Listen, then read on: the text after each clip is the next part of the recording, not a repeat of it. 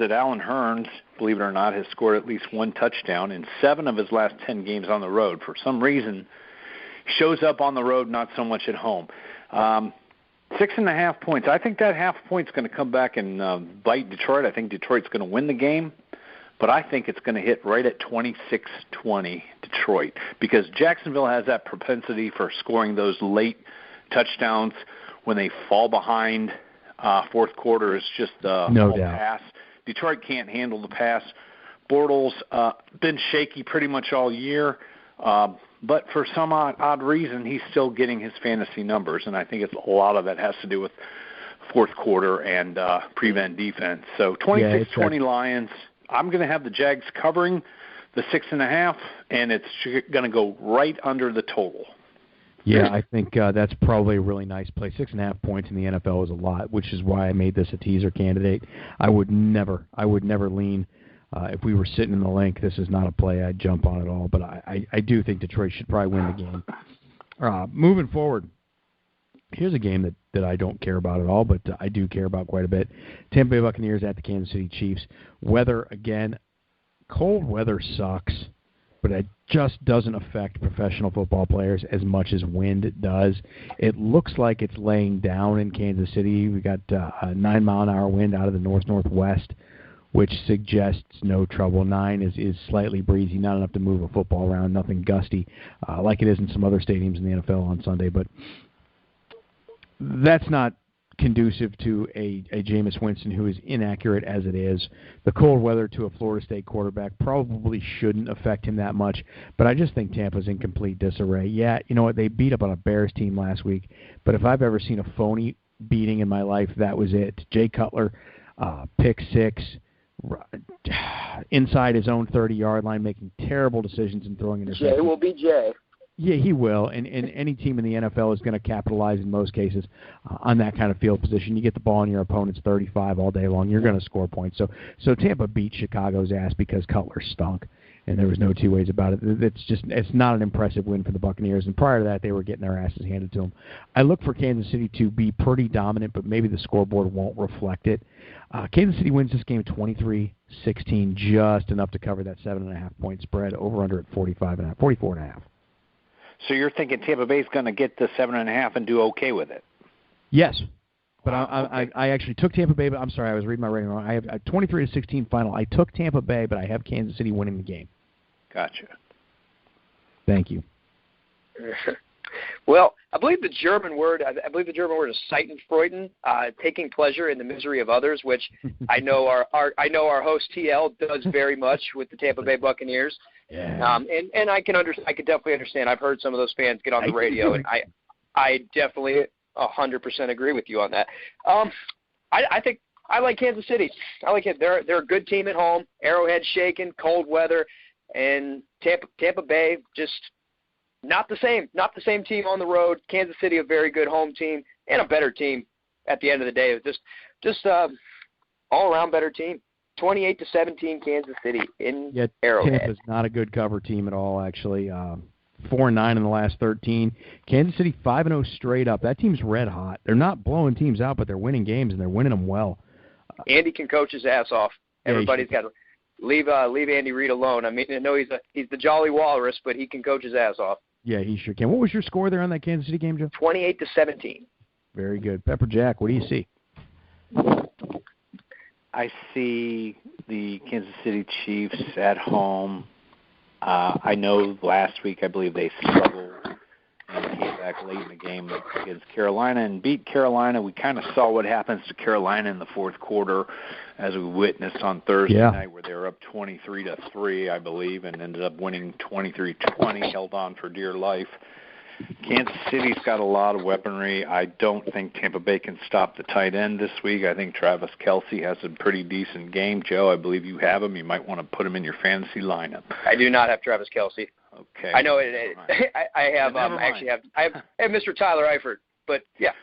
Well, they say, I don't know. I follow this stuff pretty closely. Cameron Brate has had a very good handful of weeks. They say do not play him this week, though. Sit him because Kansas City covers the tight end very well. Very well. I see Kansas City winning this game 31-17. I see them covering, and I see it going over, although I believe that the consensus around America is right around 50-50 on that total. So I guess if I'm a bettor, I wouldn't bet it. I wouldn't touch it, but I would say Kansas City does cover 31-17.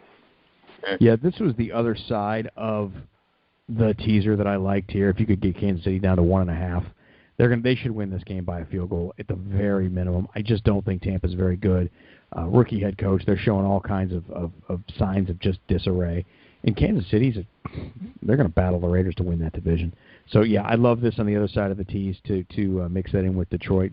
Kansas City down to 1.5 and Detroit down to a 0.5 point. It's a nice looking tease. So. On to the next game, and on to that dumpster fire, the Chicago Bears. They travel to the Meadowlands to take on the New York Giants. Over under 43.5, 7.5 point favorite are the New York Giants. Well, I think that the Bears are about to change their they're going to go from da Bears to da bums, because they are. This is a terrible football team. I think I will make a bold prediction and say Jay Cutler will not reside in the city of Chicago next year. Bold prediction for the day. Very bold. Done. Right there, kid. I really did. This is a game that the Giants are very much in the thick of things. But the thing about the Giants is they're that model of inconsistency. They will look very good one week, and then next week, you kind of look at them like, okay, good Eli, bad Eli, Mr. Jekyll and Hyde himself. But this is a game the Giants should win pretty handily. The Bears, I think that locker room just can't wait for Jay Cutler to get the hell out of there, as well as the city of Chicago and the entire organization. So I'm going to say a beat down in the Meadowlands. Giants 31, Bears 17. Joey Peeps with the 31-17 drop for the New York Football Giants. Pepper Jack. Well, I like what Joey says. I think he's right on. Eli Manning's a whole different breed when he's at home, though. I don't know if he's thrown three or more touchdown passes in his last 3 home games. I see a lack of a running game in New York. Therefore, I see Mr. Eli Manning throwing the ball, spreading the ball out. Chicago has been pretty lax in their defensive backfield all season long. I think I'm going to make one of those bold predictions, and I say Eli throws 4 touchdown passes on Sunday. I'm going Giants 28, Bears 16. The blonde mop is a great fantasy play this week. I'm not going to get drunk in Vegas and totally miss the boat on that. Odell Beckham will be in my lineup. Only because you're not in Vegas. That's right. The only reason. I like the Giants here, too. I think this is your beatdown of the week. That Bears team is not good. As much as I respect, and admire John Fox as a head football coach, he has his hands full. That place is an absolute mess. I like the Giants 39-16 here. I think they win it handily. The only thing the Giants can't do well is run the football. And I keep waiting week in and week out for this Paul Perkins kid to show what he can do, because I think he's a pretty good player. But for right now, it's all on Eli, Odell, and Sterling Shepard. 39-16, New York Football Giants. And if you don't mind, I'd like to just add, too, that Alshon Jeffrey is out the next 4 games. I think Jay Cutler kind of leaned a little bit on him. I don't know. He's going to probably lean on Zach Miller, because I don't know if he has a rapport with Cameron Meredith. But I do believe that Eddie Royal is coming back, and those two seem to work well. I don't think it's enough, though. I say I'm with you guys. Giants beat them down. You're right. Quickly, Eddie Royal is coming back. He does have rapport with Jay Cutler.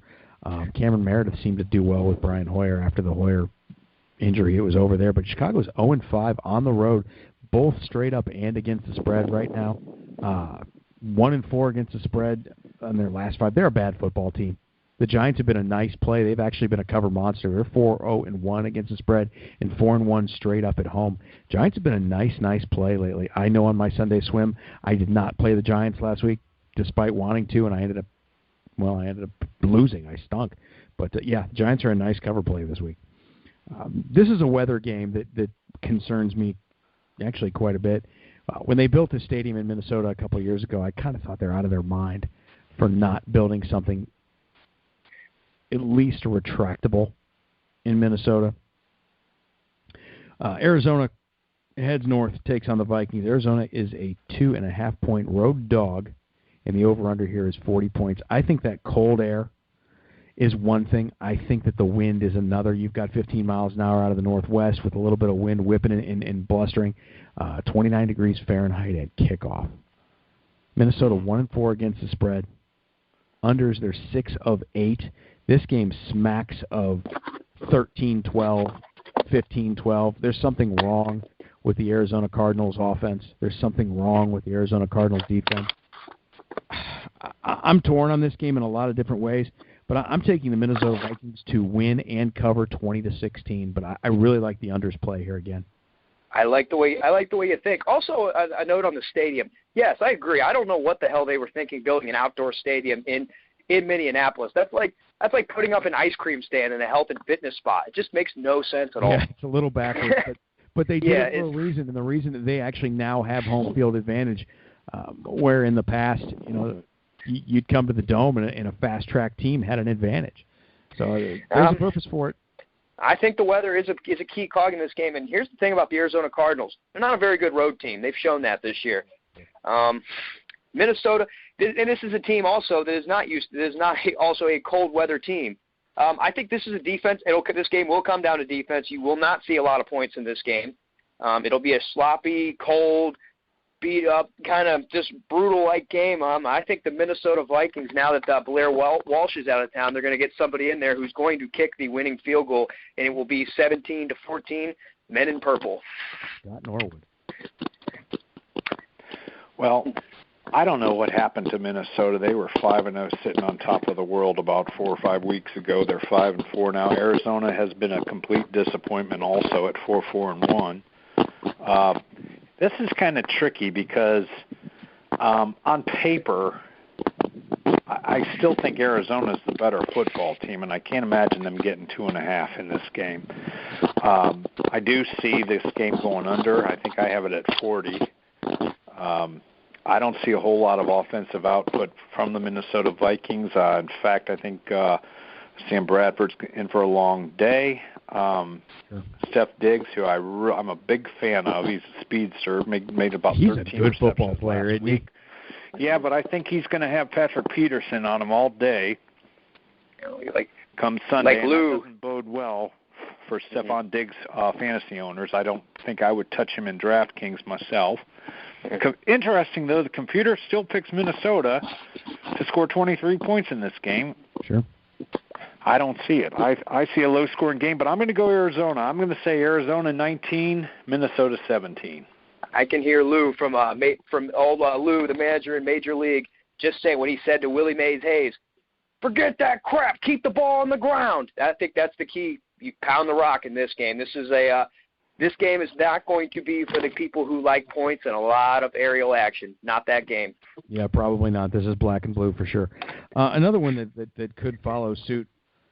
Buffalo at Cincinnati. The Cincinnati Bengals, I think this is finally the year. This is when this happens. This is the year that Marvin Lewis loses his job. I've defended Marvin Lewis. I've stuck my neck out for him.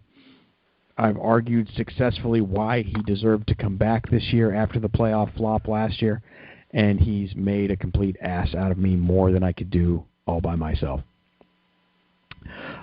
Buffalo. I see the Bills walking into Cincinnati playing a physical smash-mouth football game that Rex Ryan will have them prepared to do, and I think the Bills win this game 23-20. Over-under here is all the way up to 47, and Cincinnati is a 2.5-point favorite. I like Buffalo in 2.5 points. I don't see any other way around it. I don't see how you can lay points with the Cincinnati Bengals right now. They haven't run the ball exceptionally well. A.J. Green got dinged up on Monday night. It's a short week. They're dealing with weather, and they're going to deal with a little bit of panic right now. Somebody's going to have to pull away in that division. This is a tough game. I don't know that Baltimore is going to take that leap forward against Dallas this week, but there's nothing about the Cincinnati Bengals that have been impressive at all this season. Nothing at all. 4 of 6 on the road as far as going over. Buffalo's not a good road cover either. They're 2-5-2 on the season. It's not good, but I just see LaShawn McCoy having a pretty good time and them winning this game 23-20. I second you. Actually, our scores are actually very, very, very close. I know that probably scares the shit out of you, but rightfully so. But it's just a hell of a letdown to the Cincinnati Bengals this year. They're not bad enough to the point where I'm going to call them the Bungles again, but they're pretty it's been quite disappointing, and I agree. I think Marvin Lewis is going to start filling out resumes for other places because he is the type of guy. He's not like Gus Bradley, who, you know, it might be dicey to get another. You'll never get another head coaching job probably, but Marvin Lewis could find a job somewhere else. He has